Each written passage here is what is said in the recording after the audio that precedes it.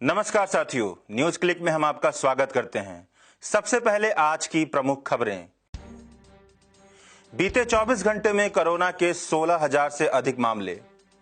पहली बार डीजल हुआ पेट्रोल से भी महंगा। आपातकाल की 45वीं सालगिरह। तो सबसे पहले शुरुआत करते हैं कोरोना के अपडेट से। केंद्रीय स्वास्थ्य मंत्रालय द्वारा जारी आंकड़ों के मुताबिक बीते 24 घंटे में कोरोना संक्रमण के फिर से सबसे ज्यादा यानी 16,922 नए मामले दर्ज किए गए हैं और 418 मरीजों की मौत हो चुकी है, जिनमें से लगभग 50% लोगों की मौत अकेले महाराष्ट्र में हुई है और कोरोना के 13,012 मरीजों को स्वस्थ भी किया जा चुका है। देश भर में अब कोरोना वायरस से संक्रमित मरीजों की कुल संख्या 4,73,105 हो गई है। स्वास्थ्य मंत्रालय की ताजा जानकारी के मुताबिक अभी तक 57.43% यानी 2,71,697 मरीजों को ठीक किया जा चुका है, लेकिन कोरोना से कुल 14,894 मरीजों की मौत भी हो चुकी है। देश में कुल सक्रिय मामलों की संख्या बढ़कर 1,86,514 हो गई है। Indian council of medical research के मुताबिक अभी तक 75,60,782 सैंपल की जांच की गई है, जिनमें से 2,07,871 सैंपल की जांच बीते 24 घंटे में हुई है। अब चलते हैं अपनी अगली खबर की तरफ। 24 जून को लगातार 18वें दिन तेल के दाम बढ़ गए। सरकार ने कहा कि अब दाम इस तरह नहीं बढ़ेंगे, लेकिन अगले ही दिन 25 जून को फिर से दाम बढ़ गए। इस दिन तेल कंपनियों ने पेट्रोल के दाम 16 पैसे प्रति लीटर और डीजल के दाम 14 पैसे प्रति लीटर बढ़ा दिए। अब दिल्ली में पेट्रोल 79.92 रुपए प्रति लीटर और डीजल 80.02 रुपए प्रति लीटर बिक रहा है। डीजल की कीमतों में लगातार 19वें दिन बढ़ोतरी हुई है। दिल्ली में ऐसा पहली बार हुआ है कि डीजल की कीमत पेट्रोल से ज्यादा हो गई है। जानकारों का कहना है कि पेट्रोल और डीजल की कीमतों में अब तक एक अंतर था कि डीजल की कीमतें पेट्रोल से कम हुआ करती थीं, इसलिए क्योंकि यह माना जाता है कि पेट्रोल धनी लोग इस्तेमाल करते हैं और डीजल आम लोगों के जनजीवन में इस्तेमाल होती है। जैसे कि पेट्रोल कार के लिए इस्तेमाल की जाती है और डीजल का इस्तेमाल ट्रांसपोर्टेशन के लिए किसानों द्वारा खेती में सिंचाई करने के लिए किया जाता है। इसलिए सरकार डीजल पर अधिक सब्सिडी देकर डीजल की कीमत कम रखती थी और पेट्रोल पर कम सब्सिडी देकर पेट्रोल की कीमत अधिक जाने देती थी। लेकिन अब यह हिचक टूट गई है। पहली बार ऐसा हुआ है कि डीजल की कीमत पेट्रोल से अधिक हो गई है। इसका सीधा प्रभाव महंगाई पर पड़ेगा। भाड़े बढ़ेंगे, किराए बढ़ेंगे और किसानी की लागत सिंचाई की लागत की अधिक होने की वजह से बढ़ेगी। यानी आने वाले समय में डूबती हुई अर्थव्यवस्था में महंगाई भी आने वाली है। अब चलते हैं आज की सबसे बड़ी खबर पर। नरेंद्र मोदी के बाद भाजपा में सबसे मजबूत नेता और भारत के गृह मंत्री अमित शाह ने आपातकाल के 45वें सालगिरह यानी आज ट्वीट कर लिखा कि इस दिन 45 साल पहले सत्ता के लिए एक परिवार के लालच ने आपातकाल लगा दिया था। रातों रात राष्ट्र को जेल में तब्दील हो गया। प्रेस, अदालतें, अभिव्यक्ति की स्वतंत्रता सब खत्म कर दी गई। गरीबों और दलितों पर अत्याचार किए गए। अमित शाह के जुबान से यह बातें कितनी मजाकिया लगती हैं। ऐसा लगता है कि सरकार सारे दोष दूसरे पर गढ़ती जाएगी, लेकिन सरकार की हरकतों पर कोई सवाल उठाने वाला नहीं होगा। साल 1975 में लगा आपातकाल हमारे संवैधानिक इतिहास का काला अध्याय है, लेकिन इसके खलनायक अब नेपथ्य में यानी कि पर्दे के पीछे चले गए हैं। मौजूदा समय आज का यथार्थ है। इसलिए अगर आपातकाल के संदर्भ में सोचना है तो असल सवाल यह बनता है कि मौजूदा समय आपातकाल से बेहतर है या कमतर। तो सरकार की कारगुजारियों पर ध्यान देने वाले सभी जानकार और जमीन पर लड़ रहे सभी कार्यकर्ता कहते हैं कि नरेंद्र मोदी का कार्यकाल का समय आपातकाल से भी ज्यादा खतरनाक है। अमित शाह की बात से ही शुरुआत करते हैं।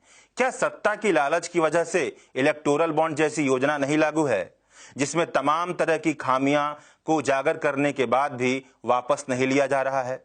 कर्नाटक, गोवा, मध्य प्रदेश जैसे राज्यों में जिस तरह से संवैधानिक मर्यादाओं को उल्लंघन करके, उनका अनदेखा करके सरकार बनाई गई, वह सत्ता के लालच को नहीं दिखाता है तो और क्या है? जम्मू कश्मीर से जिस तरह से रातों रात अनुच्छेद 370 खत्म कर दिया गया और लंबे समय तक लोगों के रोजाना के काम को रोक दिया गया, यह रातों रात एक पूरे समाज को कैद कर दिया गया, यह आपातकाल नहीं तो और क्या है। अब बात करते हैं प्रेस फ्रीडम की, जिसकी दुहाई अमित शाह दे रहे थे। प्रेस फ्रीडम के मामले में भारत दुनिया के 180 देशों के बीच 142वें पायदान पर है। स्वतंत्र पत्रकारों को जिस तरह से सरकारों ने परेशान किया है, उनके ऊपर एफआईआर दर्ज करने की कोशिश की है, उसकी लंबी फहरिस्त है। पढ़ते पढ़ते शाम से सुबह हो जाएगी। मेन स्ट्रीम मीडिया का रवैया सरकार के सामने नतमस्तक हो जाने जैसा है। समझिए कि एक तरह का अघोषित सेंसरशिप मीडिया पर लागू है। वो तो भला है आज के जमाने में डिजिटल मीडिया है, न तो ऐसा होता कि मौजूदा समय की पत्रकारिता से सरकार की कारगुजारियों की छानबीन और आम जनता की परेशानियां पूरी तरह से गायब होती। अदालतों ने सरकार का पक्ष चुन लिया है, न्याय की भावना को अलग कर दिया है। दिल्ली हिंसा, नागरिकता संशोधन अधिनियम, जम्मू कश्मीर से आर्टिकल 370 का खात्मा, विवादित बाबरी ढांचे का जो फैसला आया और जजों की नियुक्तियों के जो मामले आते हैं, ऐसी तमाम बातें हैं जो अदालतों को वहीं खड़ा करती हैं जहां वह आपातकाल के समय हुआ करती थीं। गौतम नवलखा, आनंद तेलतुम्बड़े, सुधा भारद्वाज जैसे तमाम कार्यकर्ता जो जेल के अंदर कैद हैं, वह मौजूदा समय की, मौजूदा निजाम की अभिव्यक्ति की स्वतंत्रता की हकीकत बयान करते हैं। गरीबी तो एक ऐसा विषय है जिसके तरफ मौजूदा निजाम देखना भी नहीं चाहता है। कोरोना के समय गरीबी को दरकिनार कर लॉकडाउन को इस तरह से लागू किया गया कि पूरे देश के सामने प्रवासी मजदूरों के तौर पर हिंदुस्तान की गरीबी पैरों में छाले लिए सामने आ गई। घनघोर आर्थिक असमानता पर हमारे समय की सबसे बड़ी हकीकत है जिसकी तरफ सरकार देखना भी नहीं चाहती है। दलित और अल्पसंख्यकों की तो दशा और दिशा ही बदल गई है। हिंदुस्तान का कोई अखबार उठा लीजिए, हफ्ते में एक ना एक ऐसी दुर्घटना वाली खबर जरूर मिलेगी जो दलितों और मुस्लिमों के साथ हो रहे उत्पीड़न को बयान कर रही होगी। राजनीति के जानकार कहते हैं कि शासन का डिजाइन बदल गया है।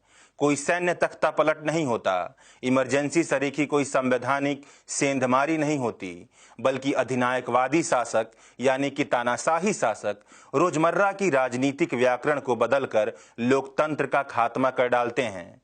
इसमें कुल 3 तरकीबें एक एक कर आजमाई जाती हैं, जिनका जिम्मा फैसला सुनाने का होता है, यानी कि न्यायपालिका उन निर्णायकों को कब्जे में कर लिया जाता है। जिन खिलाड़ियों से मुकाबले का मैदान सजा होता है, यानी कि विपक्ष, उन्हें एक किनारे खिसका दिया जाता है और फिर खेल के नियम नए सिरे से लिख दिए जाते हैं।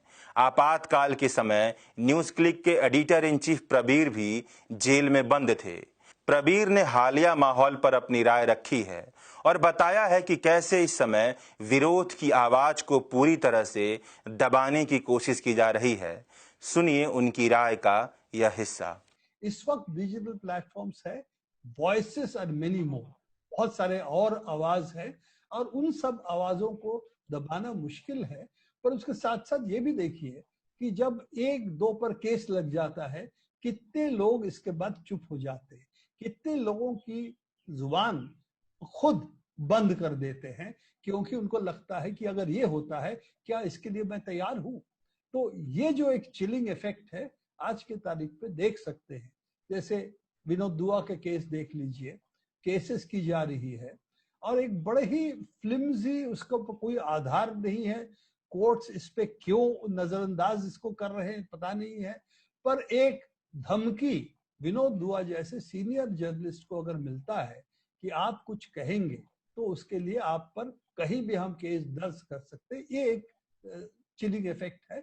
उसके साथ साथ देख सकते हैं प्राइम मिनिस्टर की कॉन्स्टिट्यूएंसी में जो लोग बड़े परेशान थे, उन्होंने कुछ ऐसे दृश्य दिखाए कि क्या वो खा रहे हैं।